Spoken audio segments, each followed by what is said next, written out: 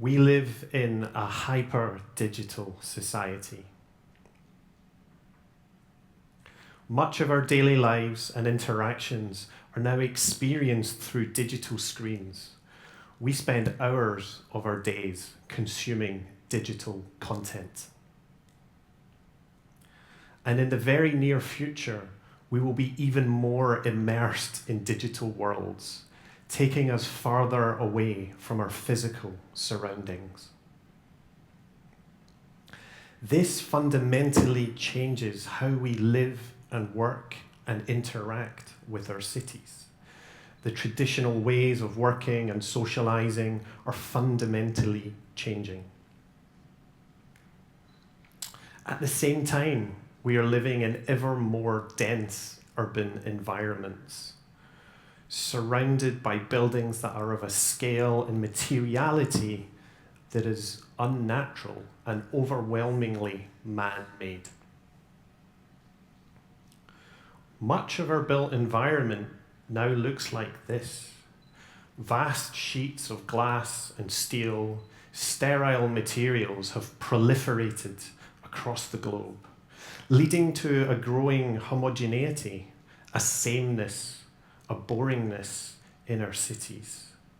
These buildings could be anywhere. When we look to the past, we can see that we used to build with natural materials. The buildings were man-made, they were crafted. They had identity, they had intrigue, they had detail, they had a warmth, they had a cultural relevance to their specific locations. Modern buildings, by comparison, are utterly devoid of identity and detail, or any meaningful scale or relevance to their place. In short, modern buildings are boring. There is growing research that suggests that boring buildings affect our mental health.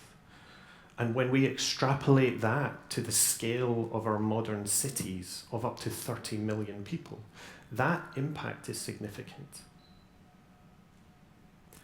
Our brains need visual stimulation to stay healthy. The deep texture and intricate patterns that are inherent in nature are proven to be beneficial to our health. We believe, and we're exploring how this effect might also be replicated in buildings.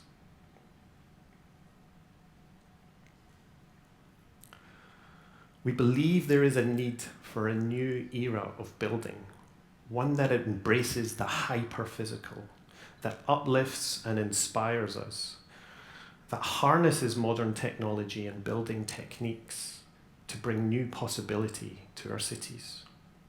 But what does a hyper-physical building look like? Key to this is designing emotion as a function of the building. I'll now show you how we are trying to do this in our projects. In Shanghai, we are designing a project that appears more like a mountain than a traditional building.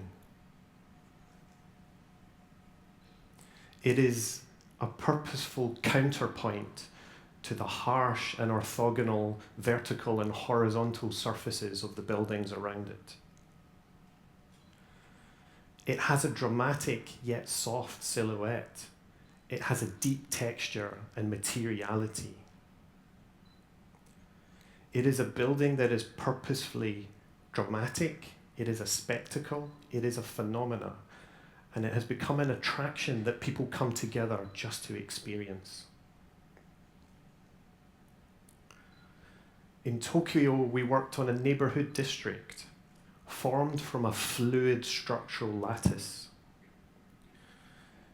This challenges the traditional nature of the street, creating a framework within which different functions can be held.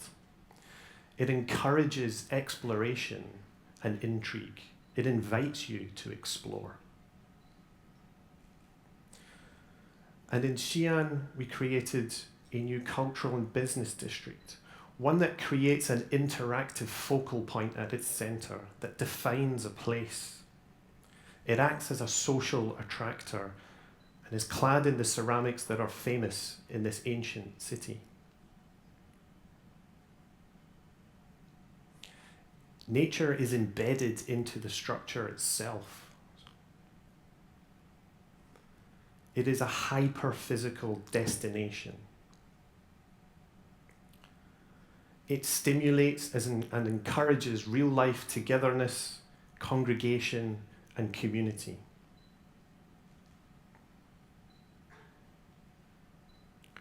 We believe that in this digital age, our buildings must do more.